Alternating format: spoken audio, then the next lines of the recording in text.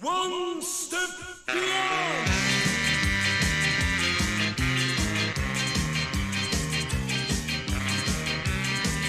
Madness? Ouais, Madness, ouais.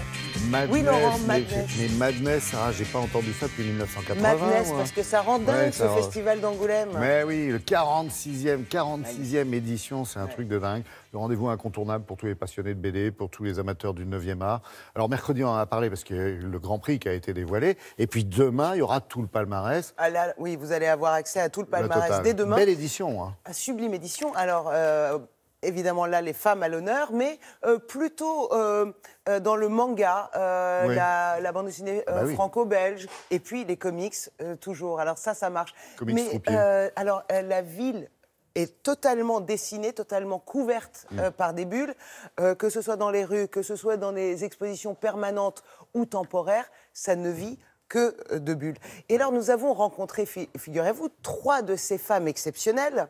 Alors, évidemment, on La a... dernière, là, qui a été honorée quand même. Non, même pas. Alors, non, mais attendez, elle est dans le sujet. Mais il y a une Américaine qui vend des millions, qui est dingue des monstres, et elle va nous expliquer. Elle a un succès de dingue. Et puis, on a rencontré également Catherine Meurice. Souvenez-vous, elle avait fait l'album Légèreté juste après l'attaque de Charlie Hebdo. Elle devait y être, le hasard a fait qu'elle n'a pas pu s'y rendre. Et puis, elle a fait ce nouvel album où elle nous raconte justement, comme vous, son amour pour la nature et la campagne. Regardez. I'm Batman. I'll never come back. Cette année, le grand événement du Festival d'Angoulême, c'est véritablement cette exposition Batman. From this moment on, none of you are safe. Batman, c'est une figure qui est née après l'échec du second plan de relance du New Deal, à un moment de désespoir total. Et on explique comment, à partir de là, ce motif va dialoguer en permanence avec la société américaine pour soit répondre à ses angoisses, soit au contraire commenter ses réussites. Cette année, le Grand Prix a été remis à Rumiko Takahashi, qui est une artiste japonaise, qui a une œuvre prolifique et des millions de lecteurs à travers le monde.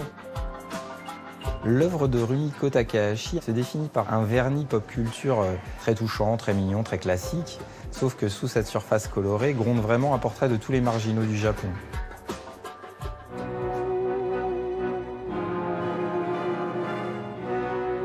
L'histoire incroyable d'Émile Ferris, c'est que ce livre prodigieux de beauté, elle l'a dessiné et écrit alors qu'elle était handicapée et quasiment paralysée. Les monstres représentent la Terre. Ils sont la vérité. La Terre est très mystérieuse et dangereuse. Et je pense qu'instinctivement, nous savons que nous venons de la Terre et que nous sommes des monstres. Je veux dire que nous mangeons de la viande, nous chassons, nous sommes des êtres passionnés et mélancoliques.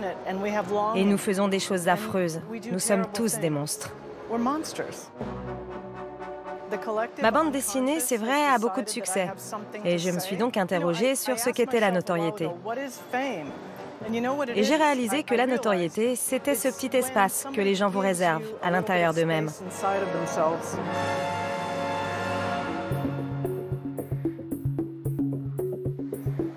Les grands espaces, ça raconte mon enfance à la campagne. J'ai grandi dans les Deux-Sèvres. Je suis arrivée dans une vieille ferme en ruine que mes parents ont acheté une bouchée de pain et qu'ils ont décidé de retaper. J'avais commencé à écrire sur le paysage, sur la ruralité, sur la campagne qui était assez dégradée par l'agriculture intensive. Et je parlais déjà de tout ça dans Charlie Hebdo à l'époque quand j'étais reporter pour eux. C'est pas du tout un livre d'honneur de leçons, mais je fais passer quand même mes opinions sur les pesticides, l'agriculture intensive, etc. Mon parti pris, c'est quand même de retourner à l'émerveillement face à la nature. Je me dis que si on retrouve la capacité de s'émerveiller face à cette nature, on peut s'armer d'autant plus face au réel qui est d'une violence assez inouïe, quoi.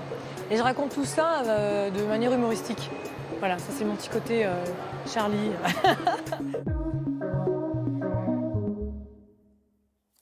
Alors, finalement, c'est quoi? Cette édition-là est la victoire de la résilience. Parce que toutes ces femmes ont soit souffert elles-mêmes, soit racontent l'histoire de personnages, de figures, de héros qui souffrent. Voilà, donc cette 46e édition, vous allez avoir le palmarès en entier dès demain, qui est extraordinaire, comme d'habitude. Donc le rendez-vous à ne pas manquer chaque année, le Festival de BD d'Angoulême. Voilà. Merci beaucoup, Sarah.